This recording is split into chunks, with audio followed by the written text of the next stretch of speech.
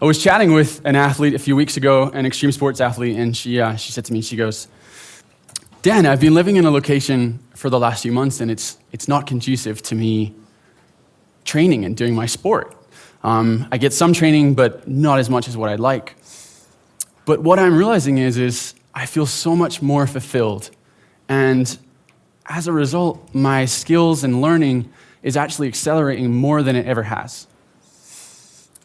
And I thought to myself, a few years ago, I wouldn't know how to deal with this type of conversation with an athlete. I'd be like, oh my God, this is really bad. This athlete's totally confused. They're not getting the training they need to get. And over the last few years, what I've realized is this athlete was essentially asking me and realizing how important it is to be fulfilled and how important it is to have quality in their life. So if everybody just takes a stand for 1 second, and on that note, I'd like you to just take a moment to yourself. You can close your eyes if you want to. And just think about one thing in your life that gives you a sense of fulfillment. It can be something related to yourself, your character. It can be something related to your role in work. It can be something as part of your team. Or it can be a sense of fulfillment that you get from relationships, your family, your home time.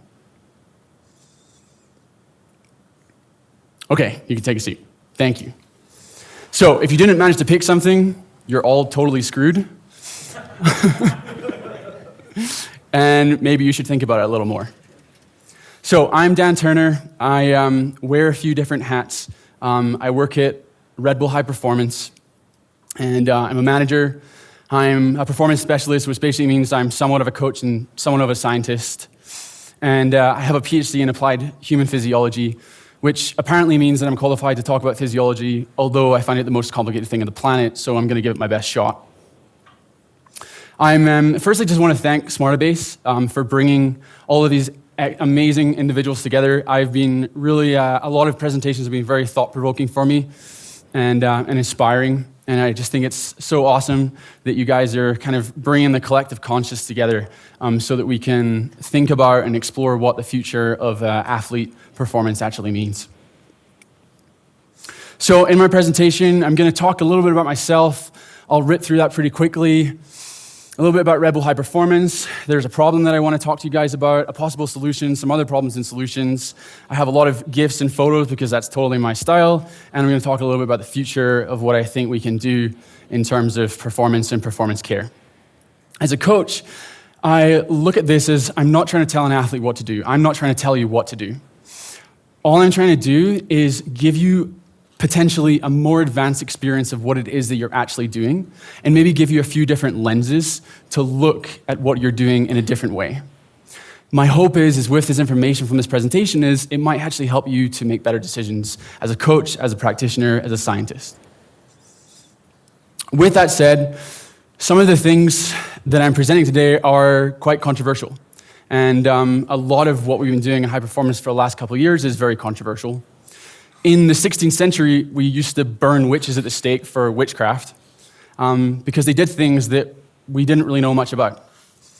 I'm hoping that with this presentation, there's no fire alarms go off, but I really welcome any questions and sort of arguments against what it is that we're doing.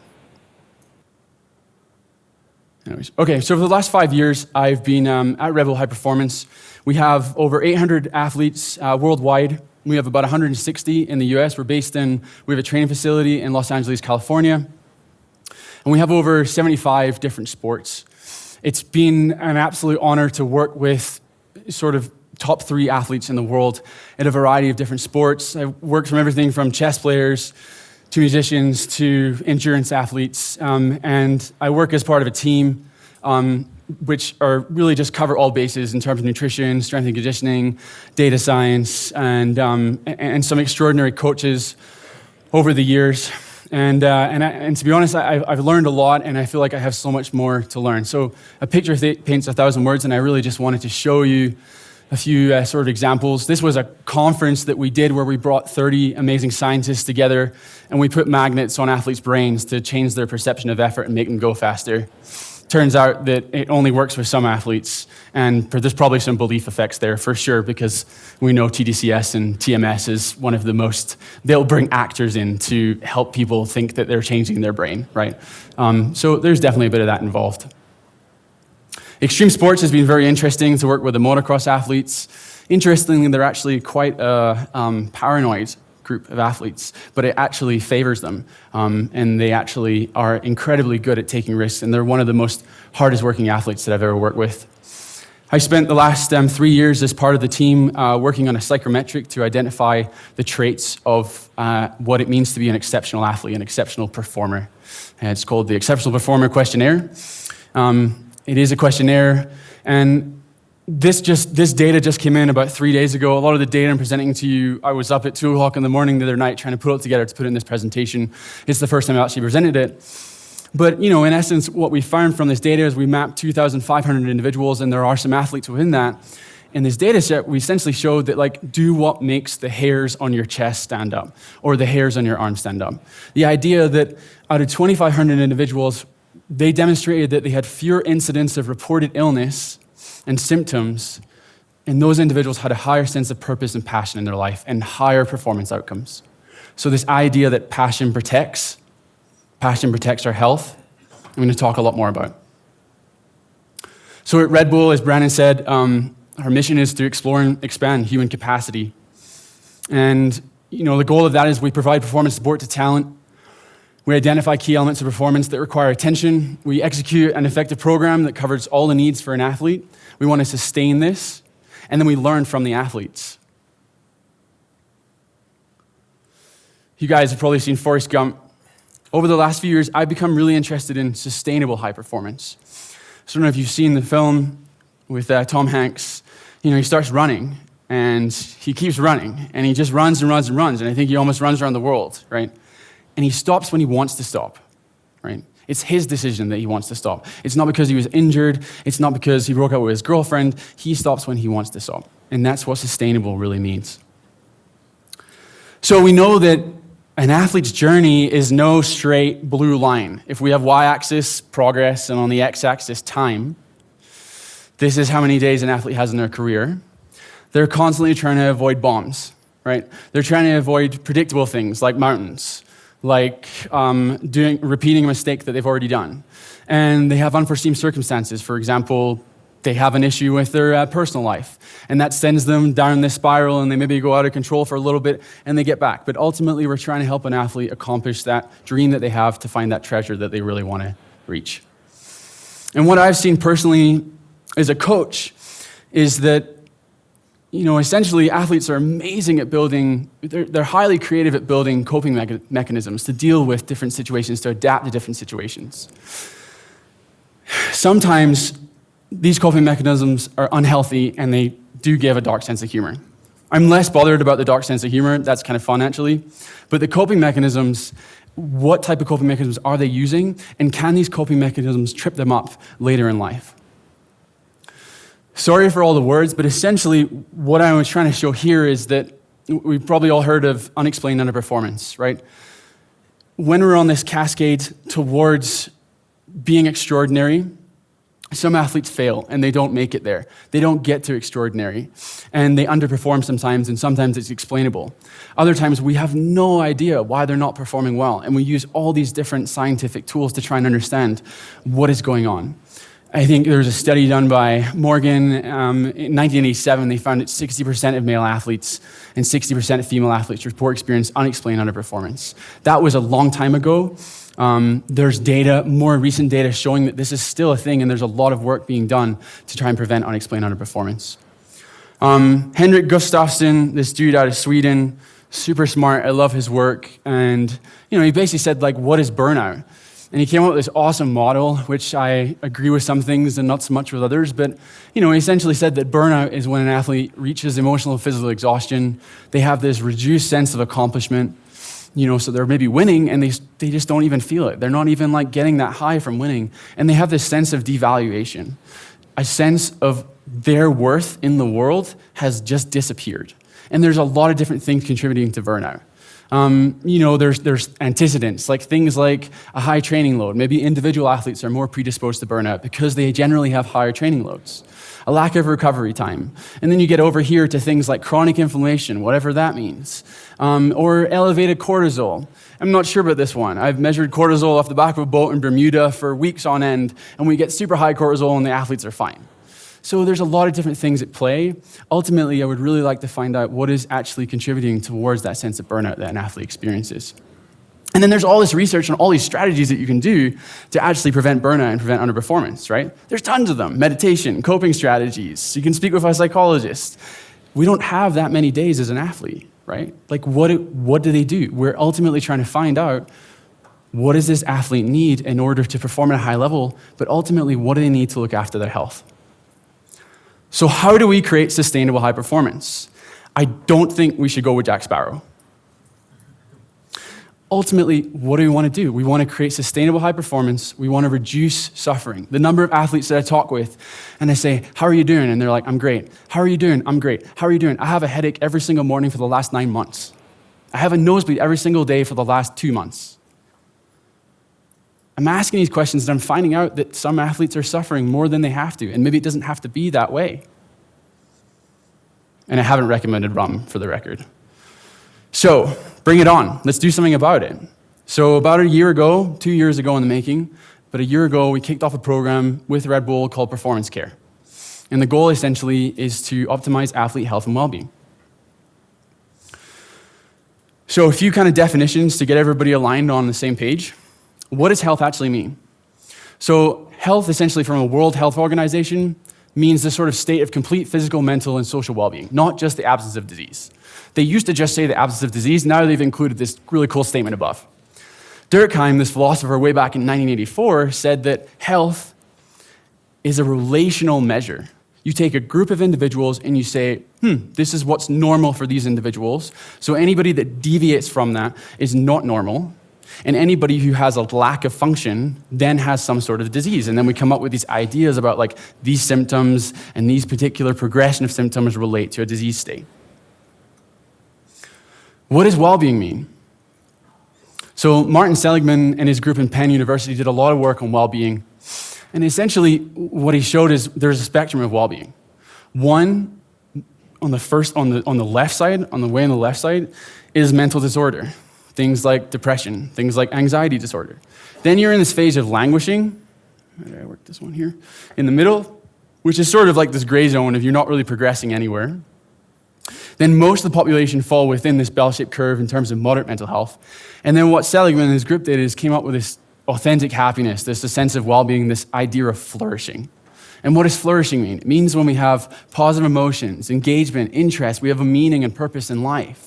And we can add on things to that, things like vitality and resilience, optimism, being enthusiastic about what you're doing on a daily basis. These all contribute to a sense of well-being.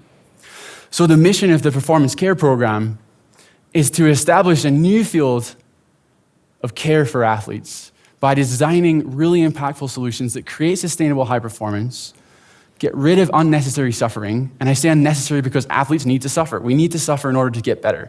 But can we get rid of that unnecessary suffering? Can we prevent underperformance? Can we prevent burnout? And can we enable all athletes to flourish? So what do I mean by this? I like analogies. If you imagine a river flowing, right?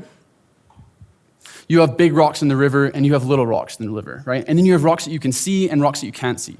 The flow of the river is going in one direction. Things that detract from our sense of health and well-being are rocks that might actually impede the flow of the river. So we can see those rocks and we can remove some of them. But sometimes there's like these underlying rocks that we can't see. And so we need to use data and we need to have conversations with athletes to understand like what are these underlying rocks that we can't see that are disrupting the flow of this river? Because we want a nice flowing river. So the team and I, who we'll talk about in a second, put together a model. And it's an ecosystem. And just like I did with the fulfillment, sort of sense of fulfillment, mindfulness exercise just earlier, I made you kind of have a question about like, who are you as yourself? Who are you within your role, in your work, your team, and then your home and your life? And then we look at the different environments that an athlete works within. And we try and understand what is the mental environment, the emotional environment that you actually need to be in order to flourish? What is the physiological environment you need to be in to flourish? What gifts, what strengths, what attributes do you have that predispose you to greatness? Or maybe things that you've trained. And then we have nutrition. What's your nutritional environment that's available to you? And then your physical environment, the people, places, and things in your life that actually contribute to your sense of well-being. And as a coach, I'm trying to understand, is this athlete ready to push? Or do we need to pull it back a little bit, right? Are they in a stage of maintenance and regeneration? Or are we in a stage of optimization and fine-tuning? So the program goals for performance care, understand athlete health and well-being. Until we started this program, I really didn't know what that meant. And we've had a lot of conversations about what that actually means for an athlete to be healthy, and I'm hopefully going to give you some ideas today. Determine the athlete's perception of health. Perception of health and well-being is one of the biggest contributors towards your actual physical health and well-being. If you believe that you're sick and you're not well, you're probably going to get sick and not well. And then create a strategy. And sometimes a strategy could be just to validate what it is that they're doing. And other strategies could be things like to optimize and prevent the incidence of health issues. So this is no single feat. And I love superheroes, hence the superhero gifts. I love this statement. But essentially what we're trying to do is we're trying to create pieces of information that create levers. And with those levers, we can tweak things. So we formed a team of individuals. A few of those individuals are in the room today. Leslie Shooter here, who's been absolutely incredible in terms of building a female health program and yoga, which we're going to talk about soon. Per Lumsden, who's been advising me on this and helping me form some ideas, and Daniel Pfeiffer's over here as well. And he's been really helpful in terms of bringing the data science together. I don't have all the answers, and so I was like, let's just recruit like a really smart team of people to do this. So we have everything from nutritionists to dietitians to molecular biologists, and a lot of these people are very clinical. They've never worked with athletes before. So it's been a lot of phone calls with them and trying to understand, how do we take this data, this clinical data, and apply it to athletes? So what do we do? How? Where do we start? Well, we're all unique. We have to find out what our unique blueprint is. So that's why we do testing, right? Trying to figure out why we're unique. So let's measure. And we came up with this model. Essentially, we look at psychometrics, experience data, intuition, electrophysiology, looking at organ function, genetics, blood, microbiome. A lot of these things were way off in terms of being able to use this information to create a plan for an athlete. But personally, I just wanted to get my foot in the door and start trying to use this data to understand what's going on, because maybe in 5 years' time or 10 years' time, we're going to have all this information and we're going to be in a good place. And then ultimately, we're trying to create a sense of resilience. We're trying to teach athletes how to regenerate. We're trying to create self-awareness. How can we help them make better decisions? I can't always figure out how to make a better decision for an athlete, but they can. They're super smart. They figure it out. So they apply that awareness, and that's intelligence. And then we can create a sense of flourishing. So what better way to kind of show you what it is that you're doing than just to give you a practical example of an athlete that we've been working with. I call this one optimizing perfection because this is one of the best, hardest athletes I've ever worked with. And the reason why I say that, so she's a female athlete, and she has this incredible team. She's a world-class athlete. She has nutritionists, like a dietitian, a psychologist, a strength coach, a skills performance coach. You name it, she has it, and she has a program dialed in for every single thing. They're monitoring everything, training load. They're also giving her strategies that are very, very, very effective. So she presented to us, and we kicked off, and we essentially said, like, what is your family history? And so we got some information. You know, her mother's asthmatic and she has arthritis, and she has hypothyroidism, which she takes medication for that. And her dad has high cardiovascular risk, but he trains like a madman, and he's avoiding it the entire time. We asked the athlete, what are you here to do on this planet? She said, I want to grow, I want to learn, and I want to connect with myself and connect with other people.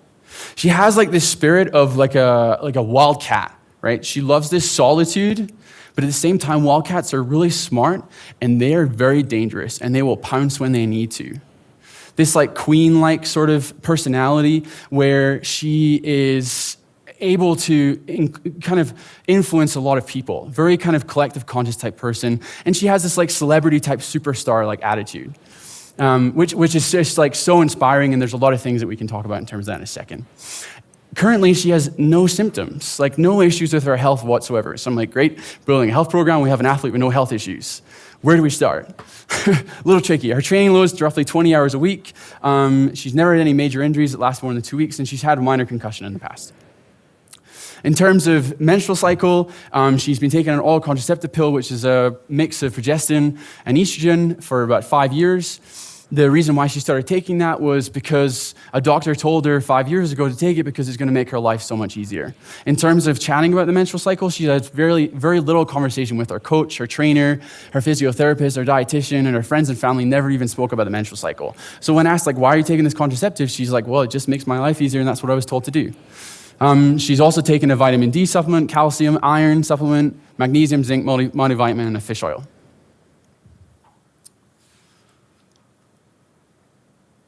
So, where do we start? Wellbeing. We periodize physical training. So why don't we periodize well-being? This will make sense in 1 second, but essentially, PERMA. Positive emotions, engagement, relationships, meaning, and accomplishments. This is her year, November to December through to March, off season. What are you focusing on? She's focusing on positive emotions and meaning. March to September, on season. What is she focused on? Engagement, of course. Accomplishments, of course. Everything else is suppressed. September through to November, December, kind of having a break, a bit of fun training. Again, positive emotions, and she picks up on relationships. So she's lacking in relationships in these two areas, but she builds on it in this area here. Smart athlete. So again, why are we doing well-being? The benefits of well-being, all these different benefits here. We can talk about all the benefits. There's physical benefits, there's physiological benefits, and there's reduced stress. Again, clinical data, not athletic data. That's what we're pulling from because it's all we have. What actually determines your sense of well-being? Well, 50%, genetic, nature, nurture, 50% genetic, right? 10% circumstance, but 40% intentional activity. That means that with your own choices and actions, you can change your sense of well-being. That's pretty rad. So what do we focus on? Well, therapy and psychology tends to focus on stuff that's wrong. Problems, illnesses, anxiety, stress. We tend to focus on things what is working, and let's build on that. Strengths, meaning, engagement. What does that physically mean? It means I'm not asking you to create an entire program around improve your sense of well-being. We're just looking for these tiny micro moments. These little moments in your life that contribute towards a sense of well-being. How many times do you do things and you're like, man, I feel so great just like hanging out with my friends? That's well-being right there. So again, I had a chat with, not Martin Seligman, but his team, and we spoke a lot about this model that they built. I think it's pretty cool. We've adapted it since then. There's a book on it. There's research on it. You can check it out. It's pretty cool. Another question we asked this athlete. We said to her, where is your level of accomplishment in each of the following factors from the age of 0 when you're born to 65? And so we had her map out performance and passion, family, friends, work, art, knowledge, health. And so she drew on these lines essentially where she's going. So I want to pull your attention to this green line here. This is her performance and passion.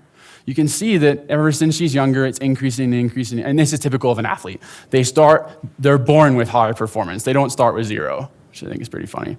Okay, then they get to the age of like 30 to 33, and we have this massive drop in performance and passion, right? But then what happens is every other part that she's been suppressing, apart from knowledge, drastically increases. It's like, oh, I finished my career, and then suddenly I'm going to have better relationships with my friends. I'm going to have more fun in life. My work's going to get better. I'm going to have more friends. It's like, that doesn't happen overnight, right? Like I've had a conversation with athletes, and that takes like 3-4 years for them to figure out like, whoa, wait, who am I? What am I going to do, right? So what we said is, why don't we focus on this tipping point here? Because again, going back to the data that we have, if you lose your sense of passion, your sense of well-being and health is going to go down. So she's a celebrity superstar, so let's build on that. So she starts making documentaries and movies and films, right? Which she now attaches to, when I finish my career, this is what I'm going to do. We asked her another question. We said, who do you admire? Who's your role model? She loved this question. And she goes, we said to her, list 3 traits that make them great. And then list 3 traits that you would want to change about that person if you were that person. It's often really hard for us to talk about ourselves, but we often see ourselves in other people. And so this is a great way to try and get an athlete to understand what they want in their life, right? So she said, great, the things that are awesome about my superhero is that she has amazing work ethic, she's super resilient, and she's determined, right? And I said, what do you want more of? She goes, confidence. I'm like, great, every athlete wants more confidence, right? Let's shatter that and try and build something more. What else do you want? She's like, well, I want to have, I think this athlete should have more self-compassion, and I think she should feel more connected, right? Pretty introspective conversation to have with this athlete. So what do? Leslie made these charts. They're pretty awesome. And what we're hoping is once we've done this, we're going to start putting in a Smartabase, and then it's going to be way easier for us. It's going to happen. So we monitored our mood for a month, right? And we asked her, we said, okay, so these are the things you said. You want to be more connected, you want to have more self-compassion. What does that mean? It gives her more sense of joy in her life, right? So we said, let's monitor your sense of joy. Let's monitor your sense of connection. And we also said to her, what is the opposite of these? And she goes, well, when I'm not feeling those things, I feel cranky, irritable, and defensive, right? And so this is her, right? So, for a month, she's travel, and anything you see that's high up here is more cranky, irritable, and defensive. And anything you see low scores is more connected and joyful. So you can see every single time leading up to a race, she gets way more cranky, irritable, and defensive. Another race here, cranky, irritable, defensive. Another race here, cranky, irritable, and defensive when she's exhausted. And another race here, more cranky, irritable, and defensive, right? But then you can see immediately after she races for the next few days, she gets more connected and joyful immediately after a race. And she did really well in all of these races. So what do we make of that? Well, let's dig a little deeper. So when we just pull out how connected do you feel, right? We figured out that 1 in every 3 days, she's only feeling connected 1 in every 3 days. So we said to her, as a mirror, do you want to feel more connected than 1 in every 3 days? And what's happening in those other 2 days when you're not feeling connected? And then we built some exercises around it, some strategies, some personalized strategies. Again, I love analogies, so we built this exercise. Joy is your pet, so look after it, right? Nurture your sense of joy as you would a pet. Your bow and arrow. Being cranky, irritable, and defensive, she won in those competitions. So they're not bad things, right? They're energy that she can use, but the point is we have to make sure that she's using that to sharpen her arrow and pointing it in the right direction. And so then we integrate with her psychologist to discuss that. And the other one is river of knowledge. So one of the things that we figured out from chatting with our team and from this mood monitoring was after this athlete does competition, she doesn't celebrate it, but then sometimes we need to celebrate. So we just came up with this motto of study the wins and celebrate the losses. And that was it. How do you learn from when you win? Super simple. Okay, I'm going to switch track a little bit to physiology. We're going to talk about neuroelectrophysiology. So we started working with technology a few years ago. It's been used in the clinical world for about 25 years, created by a Russian medical doctor called Dmitry Politniko. And essentially, I don't have a huge amount of time to explain this, but essentially, we have 7 nervous plexus in our body, right? There's nerves that cradle organs in our body, and there's 7 of them. The Eastern world called them chakras. The Western world called them nervous plexus. This is essentially where all of the nerves intersect, like junctions between all these different organs. And our organs are like a team, right? They're all communicating with each other. Like our heart communicates with our liver, and our liver communicates with the gallbladder. And so what we can do with this technology from a clinical point of view is we've been able to map organ function and how these organs are talking with each other. We put 14 sensors on. The measurement takes 10 minutes to set up and takes 1 minute to run a measurement. And immediately we have some information about the athlete. So we're going to dig into some of that information. I apologize for the not so clean slides, but here we go. Okay. And again, very experimental. I'm just picturing that witch being burnt right now. But this is very experimental, and it's again, this is something we're trying to use to understand health. So what do we pick up from this measurement? We did a baseline measurement with this athlete. We picked up, firstly, there's this connection. If you look at the center middle data here, so this 8.83, I should say these numbers up here, so this is 25 organs in your body, and this is showing the activity of these organs. right? So we can see essentially if organs are overactive or underactive. And then this down here, don't worry, this is taking me like 2 years and I'm still trying to figure it out, and it's been a lot of training. But down here is essentially organ activity as well, but it's more like a deeper version of organ activity. But essentially, what do we see? So we see in the center middle, we see this connection between the thyroid and the adrenal glands. And we see that the basal state of these organs is low, right? And we also see that this athlete, according to this data down here, is androdominant, right? Which means that what we're seeing is they have very high levels of testosterone, and we have very low levels of progesterone, right? And then we look at this up here on the horizontal row up here, and this is like the neurological system, so the neuroendocrine, neurohumoral, the neurological system as it relates to the gut is actually very, these numbers are very low, it's very suppressed. And so what we've seen is that relates to estrogen. And so if you think about this, like testosterone is like the hormone that gives you that like drive, that like gung-ho, right? And then estrogen is that like rational thinking, right? So if you have high testosterone and low estrogen, you're like gung-ho and you don't think that much, right? If you have high testosterone, you have high estrogen, you're on gung-ho, but you're actually thinking a lot, right? And then progesterone is related to this sense of fear, right? So if you see people with high progesterone, they generally have more fear, right? And they've done rodent studies on this. But if people with low progesterone, they have a sense of low fear. So this athlete, if we have high testosterone, gung-ho, low estrogen, potentially, and low progesterone, this is the type of person that drives in LA traffic and is like ramming you up the rear end and doesn't even care if they're gonna hit you, right? If their estrogen was higher, they would be thinking like, oh, I better back off a little bit, right? They have that rational thought. And so this athlete's physiology is like a Formula One car, right? It's like all or nothing, right?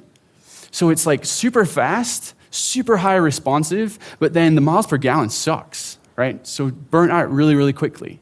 And so what we picked up from this data from a clinical point of view, we've never done this in athletes before, but we've tested over 70 athletes now, is we picked up higher risk of blood clotting related to thyroid and low progesterone and the oral contraceptive, which I'm going to talk about in a second.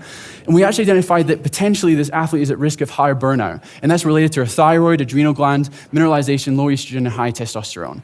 I want to talk about this thyroid connection. If you imagine the thyroid and as it relates to the adrenal gland, it's just like Batman and Robin, right? Whenever Batman gets tired, Robin helps him out, right? The thyroid gets tired, Robin helps it out, and the other way around as well. Okay, we started looking at some DNA. We're going to come back to electrophysiology because you guys are probably like, whoa, what does that mean? Okay, so DNA. The best way to explain DNA, quick crash course. If our body, the way we function is a movie, the cells and organs in our body are the actors, and the DNA is the script, right? So actors interpret scripts in different ways, right? And that is the expression of genes. That is the expression of the script. We're just measuring DNA. We're just looking at variants and sequences. We're not looking at the expression of a gene. We're trying to understand what is the script for this particular athlete, but we can't understand how does that actor actually interpret that script. Okay, so a lot of words. Essentially, what I want to do is I want to draw your attention to the DNA. So what we see, again, as we saw in the electrophysiology data, is we see androdominance in the DNA. We see really rapid conversion of progesterone to testosterone. We already picked up from the electrophysiology that this athlete potentially has low progesterone. If we're rapidly converting it to testosterone, we're not going to have a huge amount of progesterone floating around in the bloodstream. So androdominance, and we also see that based on the DNA, she's not estrogen dominant. She's not creating a lot of, according to DNA, she's not creating a lot of estrogen, right? So she's not estrogen dominant, and based on this profile, we recommend that her oral contraceptive is the lowest combo pill, so the lowest form of estrogen and progesterone.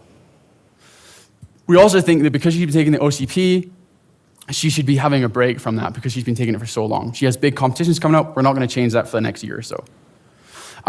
Interestingly, I think the other side is, again, if she's low in progesterone, there's no break. There's no like rational thinking sometimes, and so we have to caution that.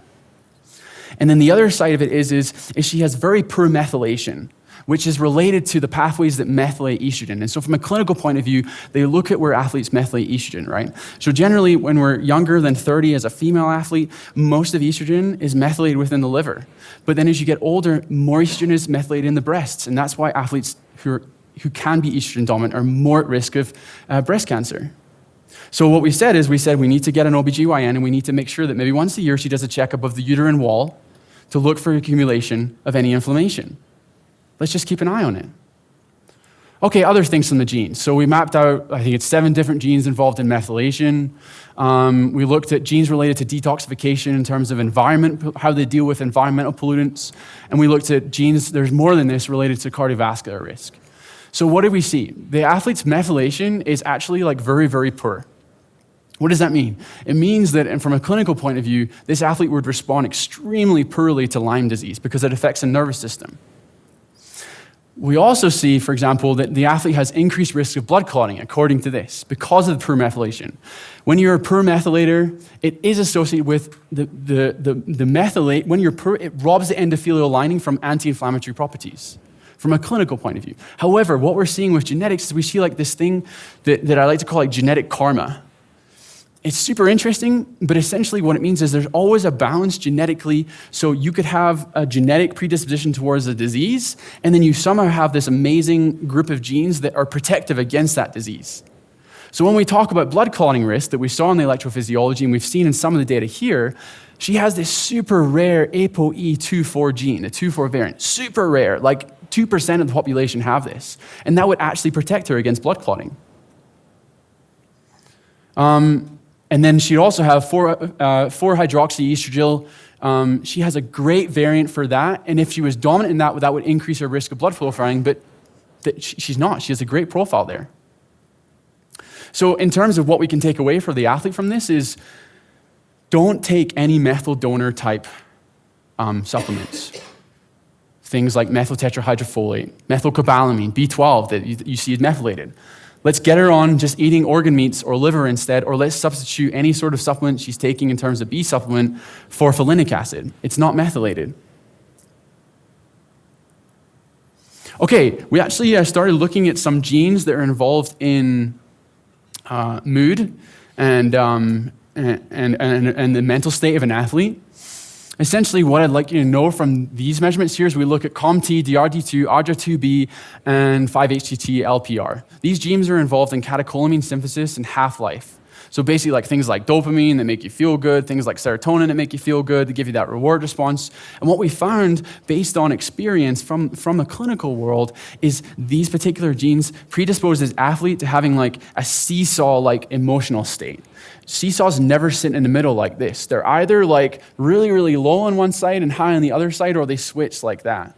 So emotionally, that means that this athlete maybe almost has like a predisposition towards like a little bit of mania, a little bit of like bipolar, right? That might not be a bad thing. That might actually be a gift.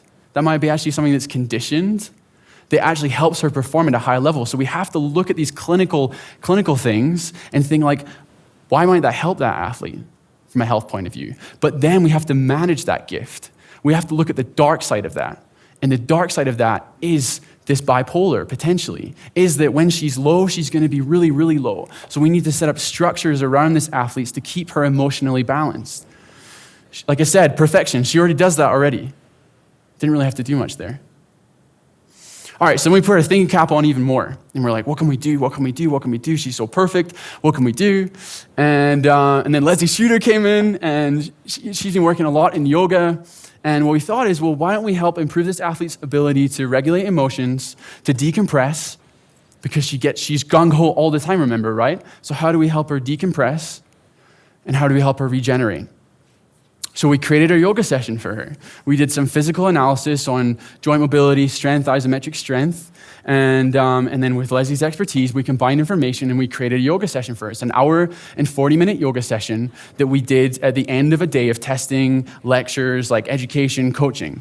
So this is before the yoga session, and what I wanted to show you... An hour and 15. It was not an hour. Oh, I'm sorry. Okay, an hour and 15. All right. Sorry. Thanks, Leslie. Appreciate it. Keep me right.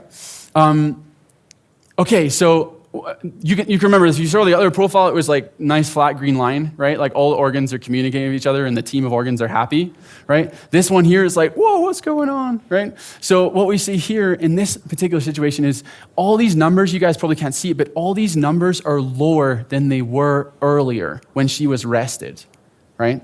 So what does that mean? It means that everything is kind of like dampened. Like 30% of the parameters are lower than a score of 10 out of 100, which means that these are action potentials, and you guys maybe have seen a nice like sine wave shape of an action potential. We're not seeing that.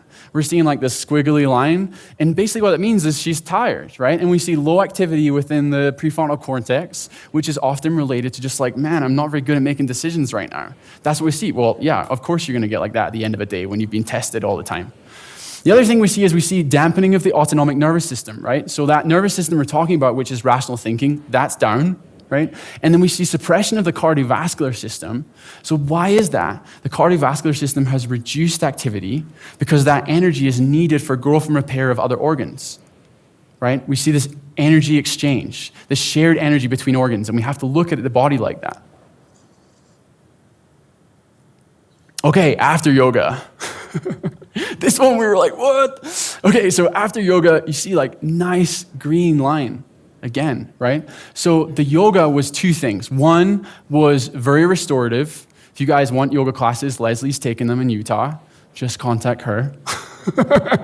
And so again, all the numbers have got way higher, right? That means that there's much more activity. So what do we see? The neurological system here has increased. So you know that like awareness and intuitive like feeling that you get after you do yoga, if anybody does yoga here, that like maybe like a spiritual practice, you feel in tune with your body. That's what we're seeing. So this is a time as a coach to intervene with that athlete and start getting introspective conversation with that athlete. And then what we see here is we see one down, so we get increased communication of the neurological system, the autonomic neurological system to other organs. So suddenly like the communication, the togetherness between organs is functioning really, really well. We see reduced activity in the gut area, right? So we don't need energy in the gut. We need energy in other organs to support regeneration. So we can see the shift in energy from there. But what do we see? Again, we see 0, 0, and 0, 0, adrenal gland and thyroid. So again, contributing to this theory that we have that this athlete has an incredibly strong thyroid and adrenal gland, but it's switching on and off. And so it's actually, again, remember her mom was hypothyroid, right? So we take this information together and we're thinking this athlete is potentially at risk of adrenal fatigue and hypothyroidism. So how do we manage that? And why does hypothyroidism matter? Well, we know that hypothyroidism is related to a regulation of body waters. Thyroid hormones combine to mineralocorticoids, which actually involve regulating minerals in our body, right? And if we have a really low thyroid, then tends to what happens is we have increased thyroid, if we have really low thyroid, we get puffy, we get slow, we don't make decisions very well, and sometimes our working memory gets bad. With an increased thyroid activity, we actually see mobilization of calcium from the bones. So we're displacing calcium away from the bones to the body. So maybe this athlete is more at risk of lower bone mineral density. We did DEXA scans, bone mineral density is pretty good, so we just checked up on it. So we did a little more thinking. We set up a study and we said, why don't we measure this athlete before and after a high training load, a high competition load? So this athlete had multiple competitions over the course of 6 weeks and a lot of travel, and we measured a lot of different blood work. I just want to focus for the purpose of this talk on her levels of testosterone, sex hormone binding globulin, and copper.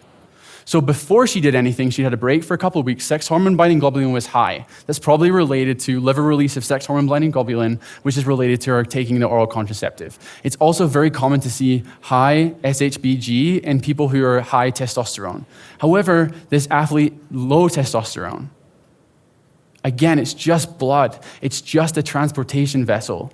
It's not telling us what's happening inside the organs. It's just, we could have super low magnesium in the blood sample, and the level of magnesium in an organ is totally fine. And what the other thing we saw was low copper, and we have a lot of data to suggest that low copper is related to a tendency towards a loss of reaction time and like neurological fatigue. So we did more blood testing after the high training load, and what did we find? So we tested things like blood clotting factors, like DIM, and we found that there was no sort of incidence of blood clotting. That was one thing that was on our mind, remember from earlier. She had super high testosterone, 71. It's the highest testosterone I've ever seen. We had the lab retest it, and it was fine, 71. She had very low estrogen, almost non-existent, and low copper. But her iron, remember she's taking an iron supplement, her ferritin, her total iron binding capacity, other markers related to iron were fine, right? But she's still taking a supplement.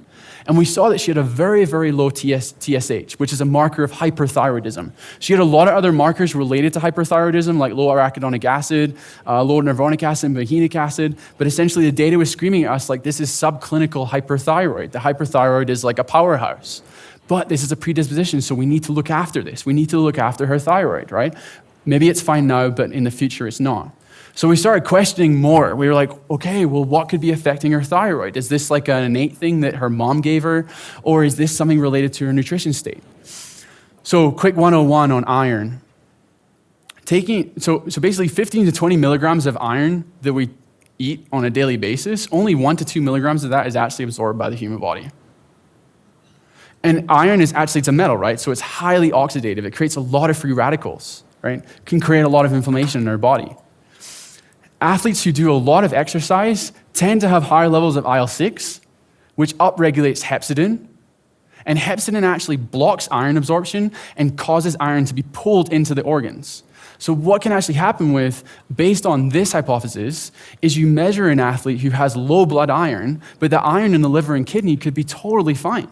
And so we're actually getting a false low iron. This athlete has taken an iron supplement, but she never had any symptoms of anemia, never had any symptoms of iron deficiency. The other thing is iron actually interacts with copper, right? We need copper to absorb iron.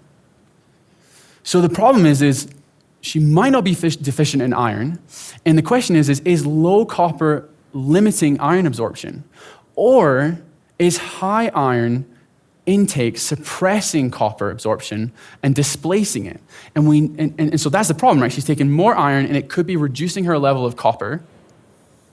And that copper is needed for thyroid function. And it's needed for her neurological system. And so maybe this low copper, maybe this iron is actually affecting her. So we don't know yet. We want to do more investigation, but it's all this investigation is to figure out, should she take a little less iron? And then from the androdominance, I'm almost done, but essentially the androdominance, there's some research in humans and also in rodents, and they find that androdominance, high testosterone, can actually affect the thyroid, right? And we know that a lot of testosterone that females create comes from the adrenal glands and ovaries, right? So the question is how do we support testosterone and estrogen balance? Because we know that testosterone is given her that aggression that she might need, but we need her to be thoughtful and tactical and strategic. And maybe if we actually do something that increases her estrogen, that might help with that from an emotional point of view. And then would it benefit for this athlete to eliminate the oral contraceptive? And how do we protect this athlete's gift, this strength that she might have, which is this super powerful thyroid? So we do things like we give her oysters and Brazil nuts and seaweed, which are high in metals that support the thyroid. We're still trying to figure out what we do with the other information. So, I feel a little bit like this sometimes. I'm sure you do as well, Leslie. Okay, so the future, I could talk about this all day, but the future is what we'd like to create with this performance care program is with this what I think is a paradigm shift for athletes, is to create like air traffic control for athletes, to be able to, on a mobile level, measure athlete health, and then see red flags and provide tools for course correction for health. The bigger question, though, is what does health actually mean for an athlete? And from a philosophical point of view, we're trying to understand that. And so we come up with these terms. How do we, again, going back to the goal, prevent suffering, reduce the risk of burnout, but also make sure that we're creating a high-performing athlete? Health state of an athlete, it's this interplay between load, which is the desires of the athlete, the effort and demand of the athlete in their sport and competition, the environment that they're exposed to, food, physical environment, nutrition, remember we spoke about that, and the physiological environment, and then predispositions. These are things that are tendencies towards disease states and health issues. And then we have this idea of gifts, this idea that the very thing that the clinical world would call a higher risk of disease could actually be something that is helping this athlete be incredible and be great. The doctor that created the electrophysiology devices measured over 6,000 individuals and helped cure them of various problems of their health. And we've measured 70 athletes over the last year and a half with this electrophysiology data. And he looked at the data, and I was in Canada, and it was late nights, and he looked and he goes, Dan, I don't understand. He says, the athletes should be dead or very, very sick. right? And that's what he's seeing when he compares the clinical data to the athletic data. So either we're completely wrong, or we picked up on this interplay, this duality between clinical and what it means to be an athlete and how athletes have gifts. So I don't know if you guys just want to leave you with this, but I don't know if you guys have heard of this guy. I'm maybe going to ruin his name, but Eero Mantiranta. So he was a cross-country Finnish skier, right? And he had a genetic predisposition, polycythemia, which predisposed him to creating more red cell mass, right? And what that does is the risk, the clinical risk of that is a higher risk of blood clotting and stroke, right? But this guy was one of the greatest cross-country skiers in the world at that time. And he used this predisposition because it actually helped him carry more oxygen in the red blood cells because he had more than the average person. I don't know if this is a gift that athlete might have had, but the question is maybe the very thing that this athlete fell into was unconditioning him away from his predisposition to stroke, to blood clotting, to fibrinolysis, to thrombolysis. So that's the type of questions that we're asking, and that's where we want to get to, and maybe it takes 5 years, maybe it takes 20 years. But I'm really excited to be part of the team at Red Bull, and very, very grateful to be able to explore these things that are unknown.